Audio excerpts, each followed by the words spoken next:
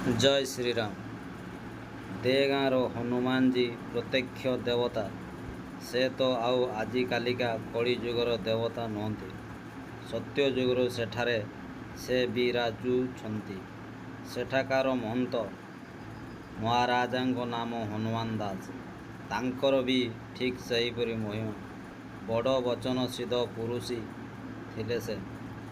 ଯାହାକୁ ଯାହା ସେ ଆଜ୍ଞା କରୁଥିଲେ ତୁରନ୍ତ ତାହା ଫଳି ଯାଉଥିଲା। ତେଣୁ ତାଙ୍କ ମହିମା କଥା ପୃଥିବୀ ଯାକ ଜାରି। ନାଗପୁର ମରହଟ୍ଟା ଫୌଜଦାର ସବୁ କଥା ଶୁଣିପାରି ତାକୁ ଦର୍ଶନ କରିବାକୁ କହିଲା। ସକାଳ ଓଳିଆ ମହନ୍ତ ମହାରାଜ ଗୋଟାଏ କାନ୍ଥଡ଼ା ଉପରେ ବସି ଗଞ୍ଜେଇ ଟିପୁଥିଲେ।